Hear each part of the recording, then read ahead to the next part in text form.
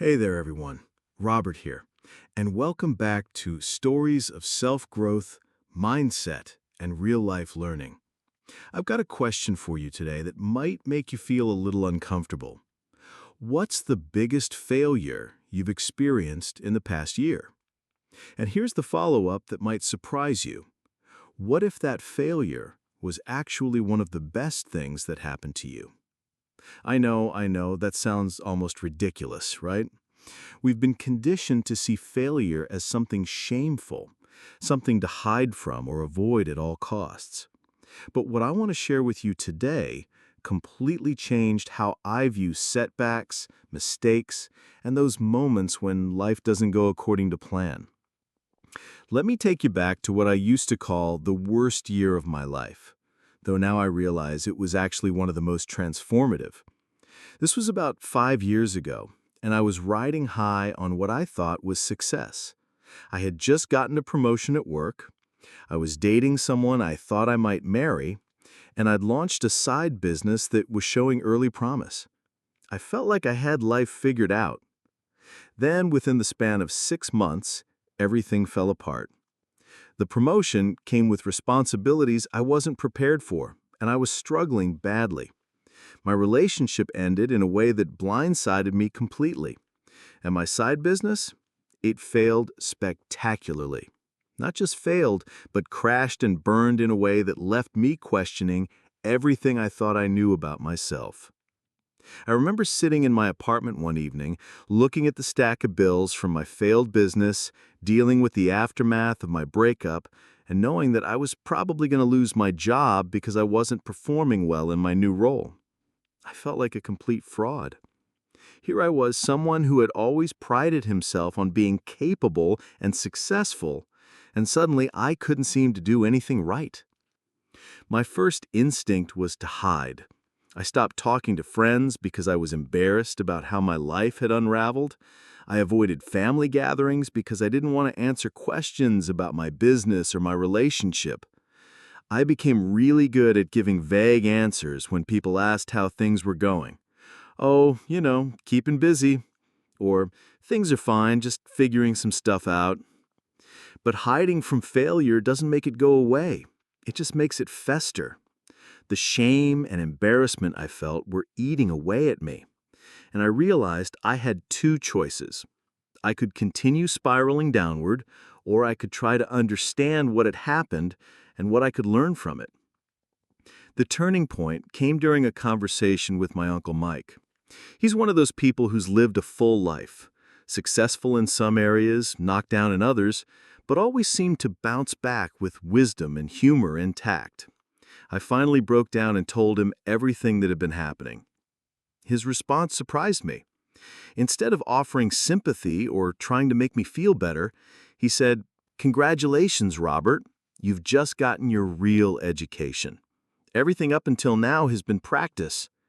When I looked at him like he was crazy, he continued, "Look, success teaches you very little about yourself. It confirms what you already believe and reinforces your existing habits. But failure?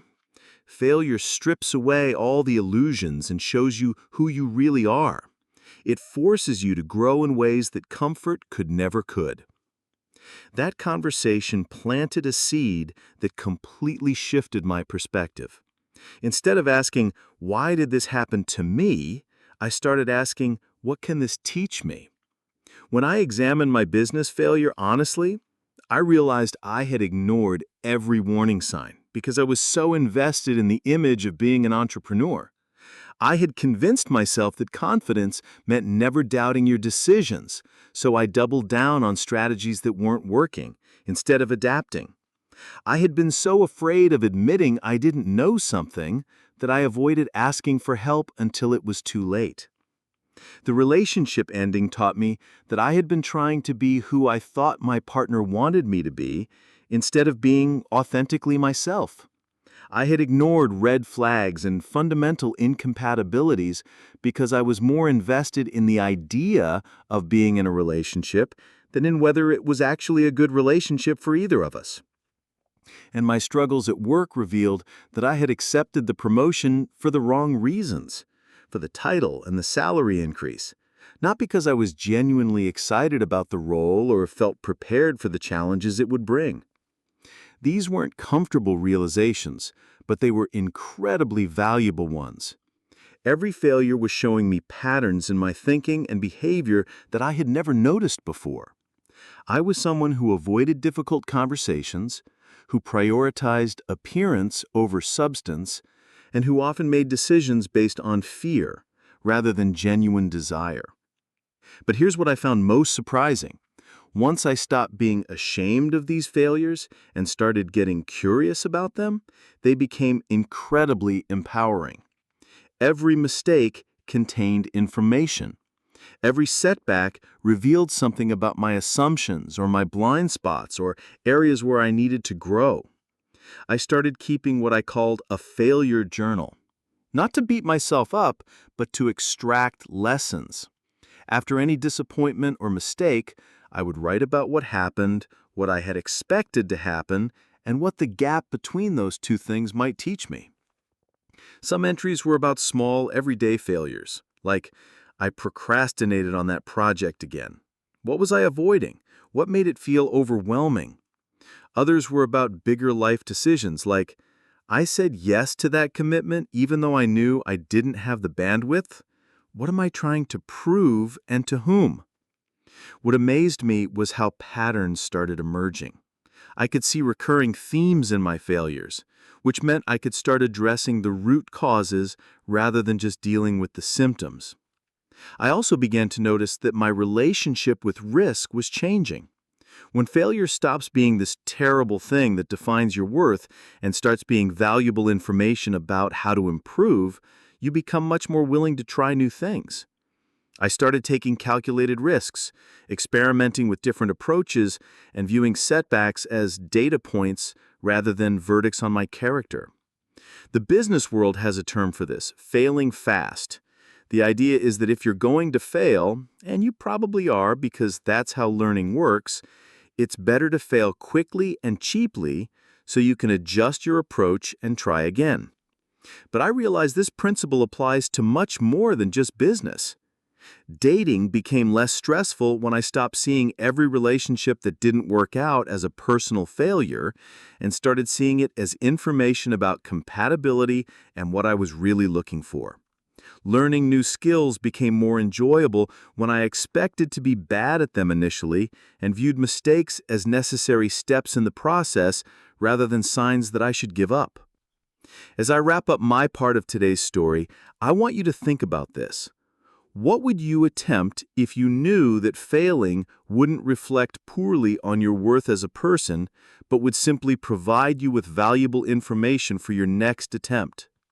Mary's going to share some fascinating insights about the psychology of failure and resilience, and how reframing our relationship with setbacks can actually make us more successful in the long run. Her perspective on productive failure completely changed how I approach challenges. Hello, beautiful listeners. Mary here, and I'm so moved by Robert's courage in sharing that vulnerable story. His journey really resonates with me because I've had to completely rebuild my relationship with failure, though my path looked quite different. Here's something I want you to consider.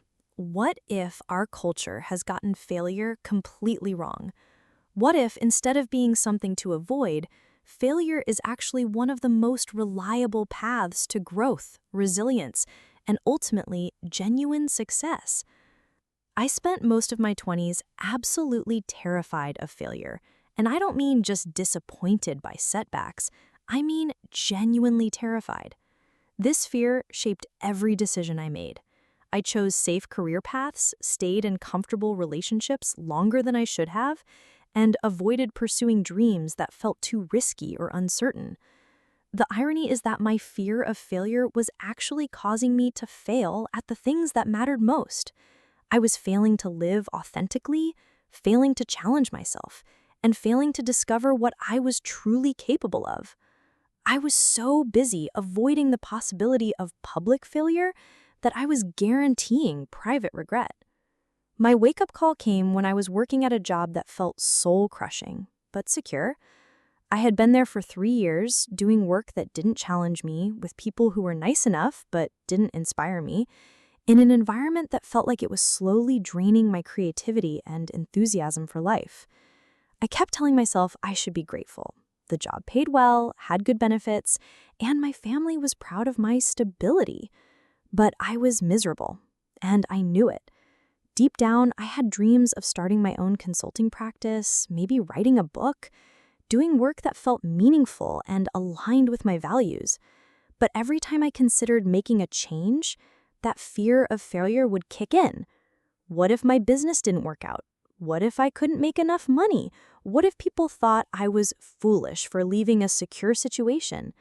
What if I tried and discovered I wasn't as capable as I hoped? The what ifs were paralyzing. The shift began when I read about something researchers call regret minimization framework. The idea is simple.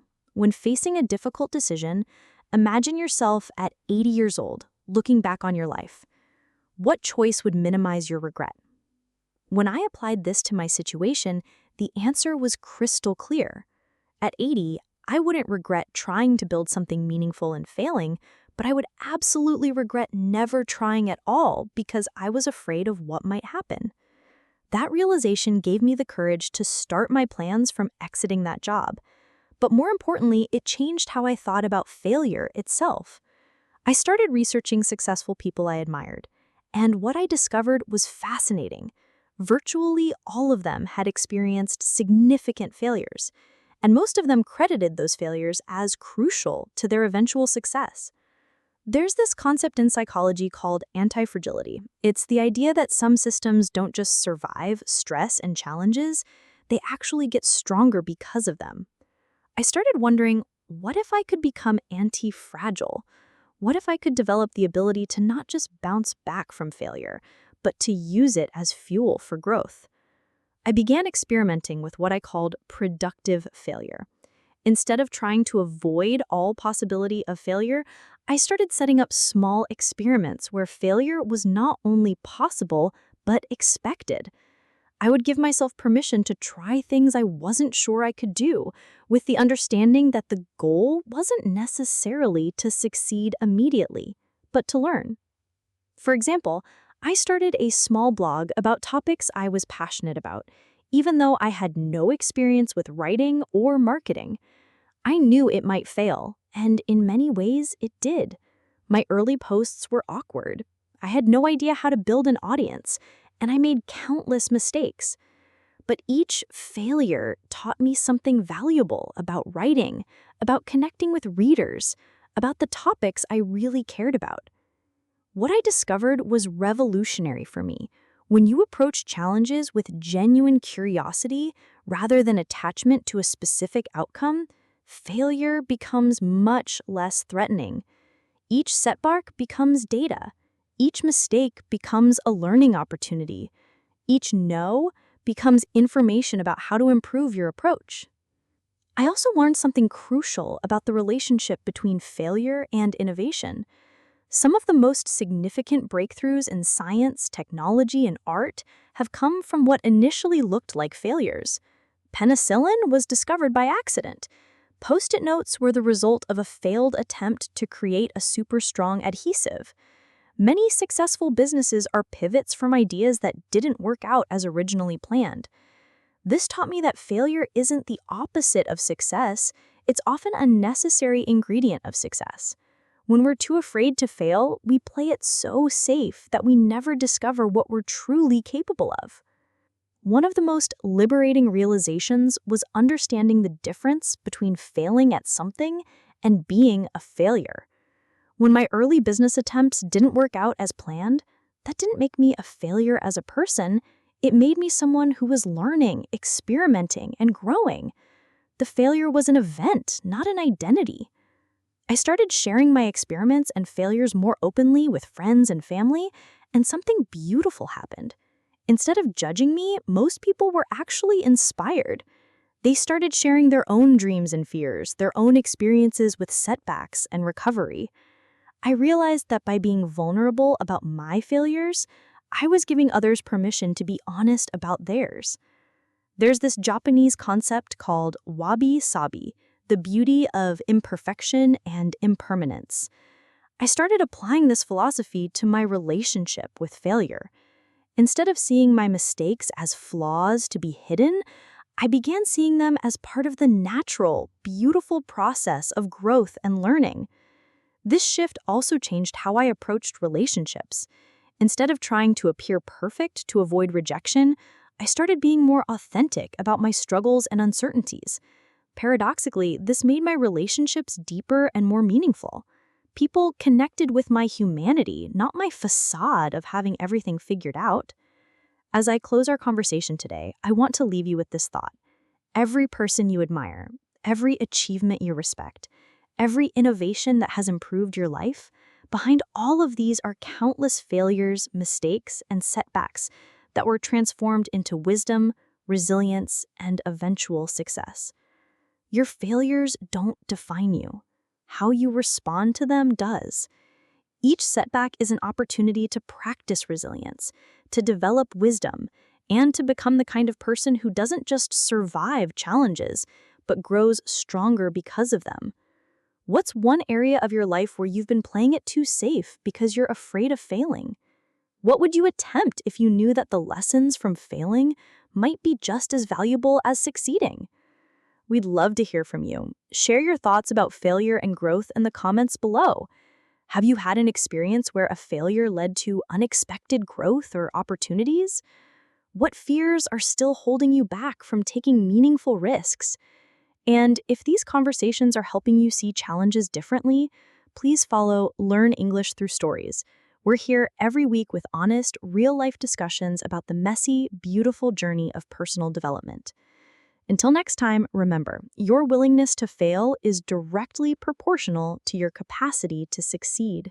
Embrace the journey, including the detours. Take care, friends.